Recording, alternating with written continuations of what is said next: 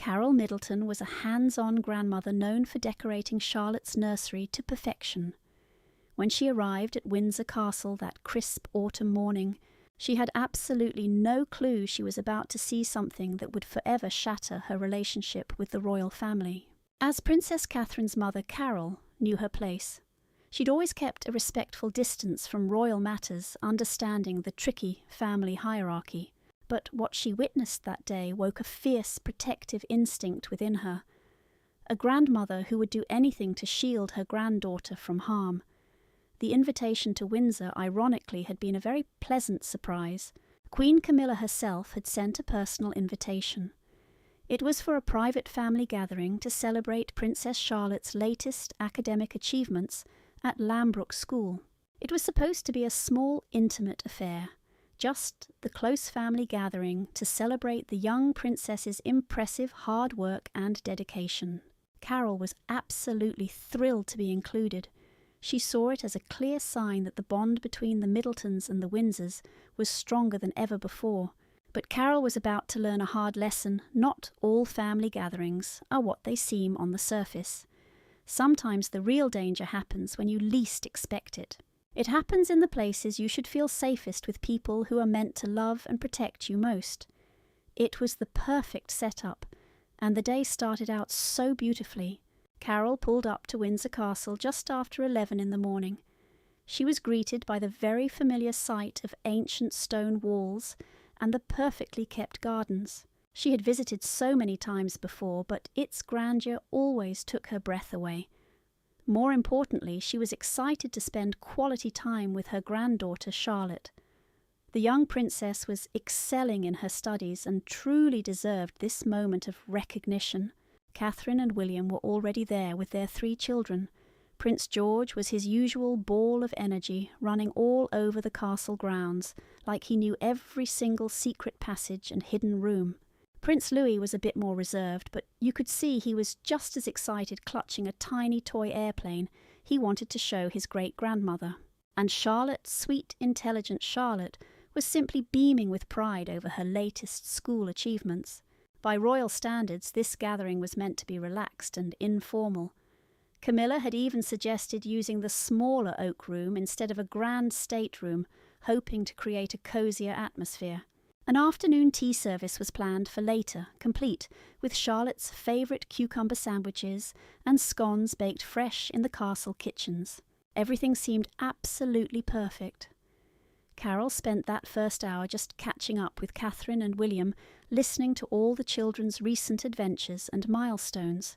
Charlotte, they shared, had earned top marks on her history project about medieval castles, which was especially fitting given where they were. She'd also been picked for her school's advanced reading program, a fact that filled Carole with an immense sense of pride. Her granddaughter wasn't just beautiful, she was brilliant.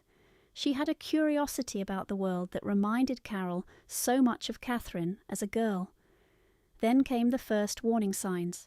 It was during the pre-lunch chatter that Carole first sensed something was off. Charlotte was excitedly telling a story about her history project right when Camilla walked over to their group.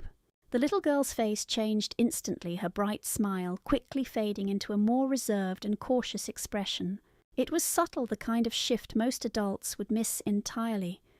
But Carole had spent decades reading children's faces and their emotions. She knew something had just shifted. "Hello, Charlotte, dear," Camilla said, offering what looked like a warm smile. "I do hope you aren't getting overly excited. We wouldn't want you to tire yourself out before lunch." The words themselves seemed innocent, almost caring on the surface. But there was an underlying tone, a slight edge that made Charlotte's tiny shoulders tense up just a little. Carole watched as her granddaughter's natural bubbly energy seemed to dim just a little bit more. "I'm fine, Granny Camilla," Charlotte replied politely, but her voice was much smaller than before. "Of course you are, dear. Just remember to use your inside voice. This is a very old castle, you know, with very old walls." Camilla's laugh sounded real enough, but Carole heard something else beneath it, something that made her grandmother's instincts tingle with unease. Charlotte just nodded obediently and shuffled a little closer to her mother. The shift was so gradual, so perfectly executed, that anyone not paying close attention would have missed it. But Carole was paying very close attention. She had built an entire business on understanding people and reading between the lines, and she was an expert at recognizing when something wasn't quite right. And in that moment, every fibre of her being was screaming that something was very, very wrong. Then came the lunch incident. The formal lunch was served in the castle's smaller dining room, an elegant space with high windows that overlooked the beautiful gardens. The table was beautifully set with fine china and sparkling crystal, creating an atmosphere of very refined celebration. Princess Charlotte was seated between her grandfather, King Charles, and her great-aunt Anne. They had both always shown her nothing but kindness and support. At first the conversation flowed easily. King Charles was especially animated, sharing stories from his recent royal duties and asking each of the children about their own interests and school activities. Charlotte brightened up considerably under her grandfather's warm attention, telling him all about her school projects and after-school activities in great detail. "And did you know, Grandpa, that Windsor Castle has been home to 39 different monarchs?" Charlotte asked proudly, having clearly memorized the fact just for this occasion. "How wonderful that you've learned so much about our family's history," Charles replied, clearly showing his genuine delight. "You simply must tell me more about your project." But as Charlotte began to eagerly describe her research, Carole noticed Queen Camilla's expression growing tighter and tighter. The Queen Consort was still smiling, but it was that specific kind of smile that never quite makes it to the eyes. The second Charlotte paused to take a breath, Camilla seized her chance. "That's quite enough history for one day, don't you think?" she interjected with a smooth tone. "Perhaps we should let the adults have a turn to speak now." The words hit Charlotte like a slap in the face.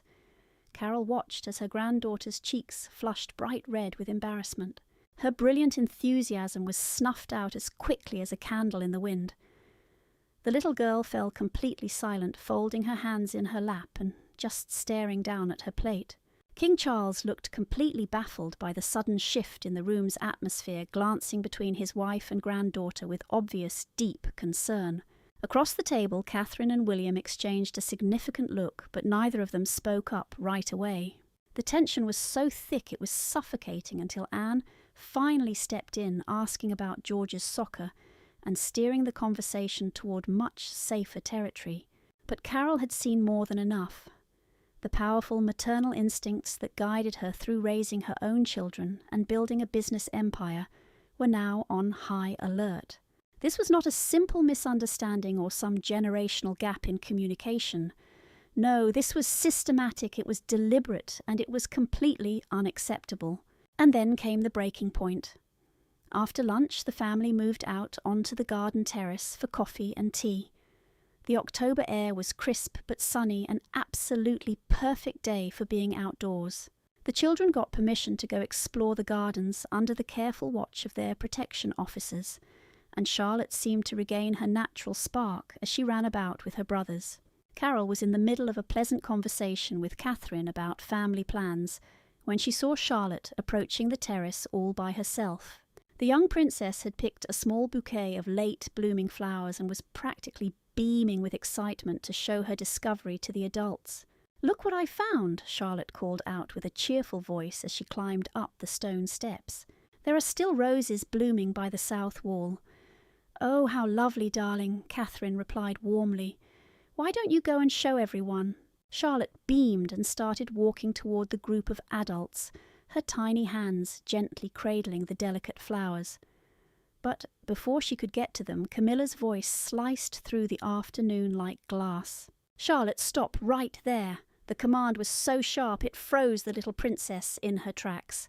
"Just look at the state of you. You're covered in dirt, and your dress is torn. What will people think?" Carole looked at her granddaughter and saw just a child who had been happily playing outside precisely as children should. In truth, Charlotte's dress had a tiny grass stain on the skirt, and her shoes were a bit muddy, but she was hardly covered in dirt. More importantly, they were at a private family get-together, not an official state function. "I'm sorry, Granny Camilla," Charlotte whispered, all her excitement completely gone. "I was just You were just thinking about yourself instead of considering how your appearance reflects on the family, Camilla cut in, her voice carrying across the terrace.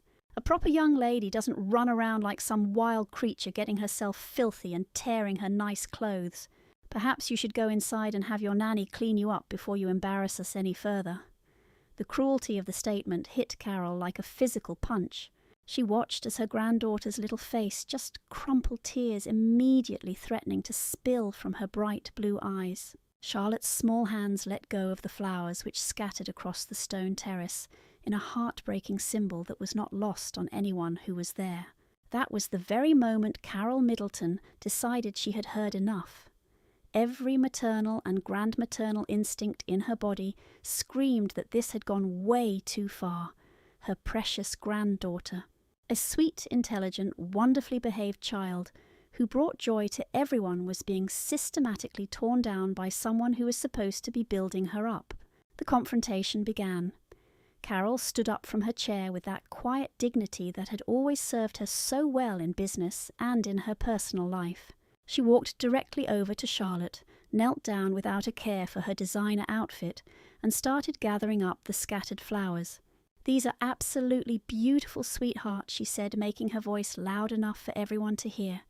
"You have such a wonderful eye for finding lovely things, and you look absolutely perfect, like a little girl who's been having fun in the garden, which is exactly how you should be." She helped Charlotte brush leaves from her dress, then stood and put a protective arm around her granddaughter's shoulders. It was only then that she turned to face Camilla head on. "I think there's been a misunderstanding," Carole said, her voice calm yet unmistakably firm. "Charlotte has done absolutely nothing wrong. She is behaving just as any happy, healthy child would at a family gathering." Camilla's eyebrows shot up in surprise. "I'm sorry, but I really don't think you understand the standards I understand perfectly," Carole interrupted her flatly. This was something she had never once done to a member of the royal family before. "I understand that you have spent most of this afternoon criticizing and belittling my granddaughter for the crime of being an enthusiastic, intelligent little girl. And I am telling you now that it stops." The terrace fell deathly silent. It was as if even the birds had stopped their afternoon singing. Catherine and William just watched in stunned amazement as Carole Middleton, always so careful about royal protocol, faced down the Queen Consort with the fierce protection of a lioness defending her cub. Carole Camilla began, her voice taking on a warning tone that had intimidated countless people over the years. "I think you're overreacting to Number Carole's single word cut the air with shocking force.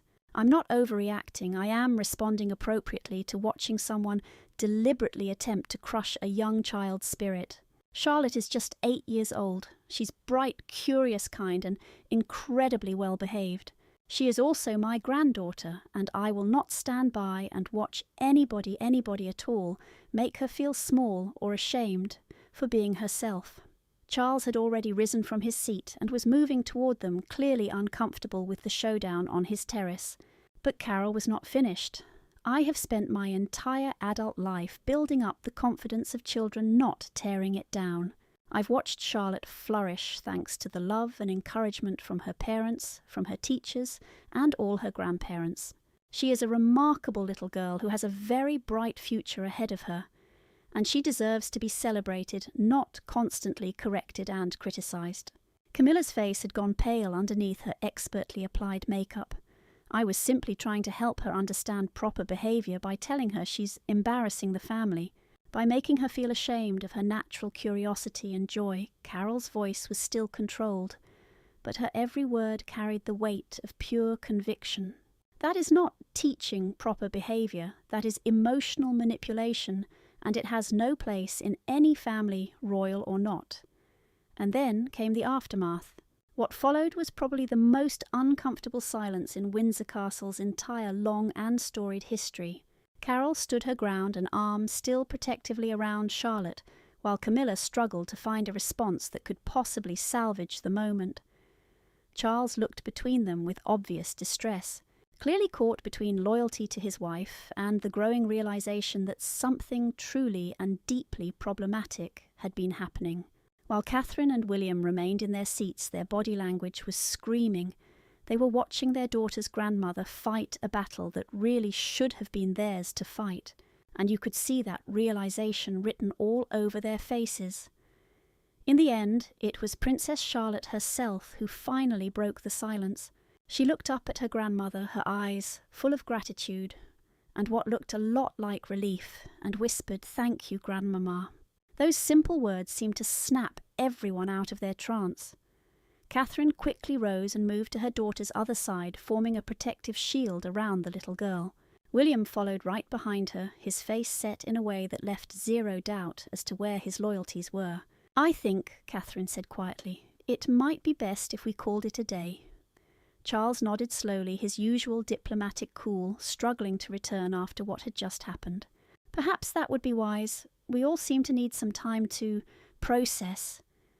Camilla then looked around at all the faces surrounding her.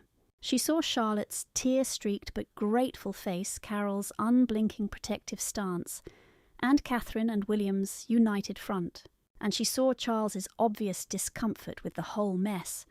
For maybe the first time in years, she was genuinely at a loss for words. Then came the drive home. The ride back to the Middleton family home was deathly quiet at first. Charlotte sat between her parents in the back while Carole drove her mind just racing with everything that had gone down. She had never ever imagined she would find herself in a direct standoff with a member of the royal family, let alone the Queen consort. But as she glanced into the rearview mirror and saw Charlotte looking so much more relaxed, she knew she'd done the right thing. "Grandmama." Charlotte's small voice finally broke the silence. "Yes, sweetheart. Was I really being bad today?" Carole pulled the car over safely and turned to face her granddaughter directly. "Charlotte, listen to me very carefully. You were not being bad. You were being exactly what you should be, a curious, enthusiastic, intelligent little girl. Don't you ever let anyone make you feel ashamed of those wonderful qualities." At that moment, Catherine reached over and took her daughter's hand. "Grandmama is absolutely right. You were perfect today, just as you always are." "But Granny Camilla said—" "Granny Camilla was wrong," William said firmly. "And that's not something we say lightly about any adult, but sometimes grown-ups make mistakes too. What she said to you today was a mistake, and it won't happen again." Charlotte nodded slowly, and Carole could see the little girl processing all this new information. Children are remarkably tough, but they're also incredibly perceptive. Charlotte had understood even at her young age that something just felt very wrong about the whole day's interactions. Having the adults in her life validate those feelings and protect her from more harm was exactly what she needed. This had immediate consequences. The conversation that came next was one of the most important in the entire history of both of their families. Catherine and William had already decided Charlotte would not attend any private gatherings with Camilla unless one of them was present. They also agreed that if any similar incidents happened later, they would handle them immediately, instead of just hoping they'd fix themselves. To his credit, Charles called Carole personally the next day. The conversation was awkward but totally necessary. The future king admitted that the situation was handled poorly and promised steps would be taken to stop it from happening again. "Carole, I want you to know that I deeply value your family's place in our lives," he said. "Charlotte is precious to all of us, and she should never be made to feel otherwise." But Camilla herself never called. Maybe it was pride, or maybe embarrassment, or maybe just an inability to admit wrongdoing. Carole never knew, but the complete lack of contact spoke volumes about the Queen Consort's attitude about the entire situation. In the weeks and months that followed, subtle but major changes became clear in how royal family gatherings were run. For starters, Charlotte was never again left alone with Camilla. And when they were in the same room, other family members made sure to stay close talking with the young princess. Most importantly, Charlotte herself began to blossom in ways that stunned her parents, that constant underlying anxiety that none of them had ever fully recognized. The way she had been a bit more subdued at royal events, more guarded with her words, and more hesitant to share her passions, all began to melt away. She went back to being the bright, confident, curious child she'd always been at home and school. And Carole's bond with her granddaughter deepened so much after that day. Charlotte understood even at her young age that her grandmother had fought for her when she was not able to fight for herself. The bond between them grew even stronger, built on a new foundation of mutual respect and unconditional love. The business community also noticed Carole's actions, even if few knew the full details. The story spread through certain circles that Carole Middleton had faced down the Queen Consort herself when her granddaughter was being treated poorly. Instead of hurting her reputation, this only boosted it. People saw her as someone who stood by her principles, no matter the personal cost. But there's a broader message here. What happened at Windsor Castle that day was about more than one grandma protecting her grandchild. It was about the fundamental duty that all adults have to support and protect the children in their care. That duty exists regardless of social status, family drama, or personal feelings. Carole Middleton's actions sent a clear message that was heard far beyond the palace walls. No child deserves to be systematically torn down, belittled, or made to feel ashamed of their own natural curiosity and excitement. Not even, and maybe especially not, a child born into one of the world's most watched families. The incident also highlighted the unique issues faced by children in the spotlight.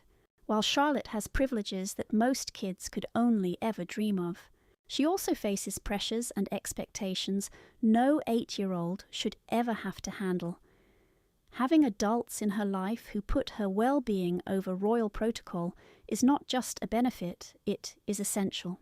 Looking forward, Princess Charlotte continues to grow as a confident, incredibly smart and joyful young girl. She's thriving in her studies, loves a whole range of activities, and has incredibly close bonds with all the loving adults in her world.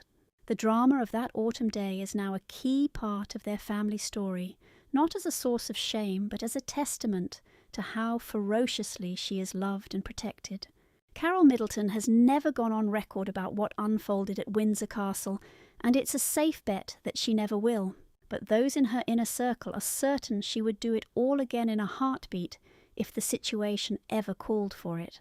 For her, the role of a grandmother is absolutely sacred, and protecting her grandkids' joy will always come before royal protocol or what society expects.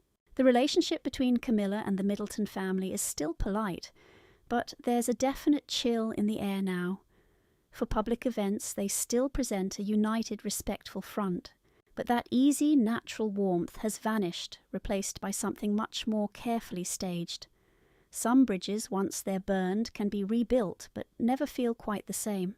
Perhaps the most important thing is that the whole family learned critical lessons about boundaries, communication, and why you must speak up when something feels wrong.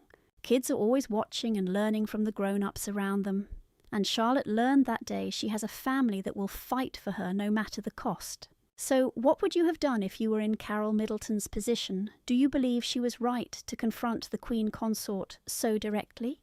Or should she have found a different way to handle it? How do you think families should weigh respect for elders against protecting kids from emotional harm? Tell us your thoughts on this incredible act of a grandmother's courage and the powerful lessons it offers us all about defending what's right, regardless of the fallout. What would you have done if you were in Carole Middleton's shoes? Was she right to confront the Queen Consort head-on, or should she have handled the whole thing differently? How should families juggle respect for hierarchy with the vital need to shield children from emotional damage? We definitely want to hear from you. Share your thoughts in the comments below about this incredible display of a grandmother's bravery and the vital lessons it teaches all of us about standing up for what's right, no matter the consequences.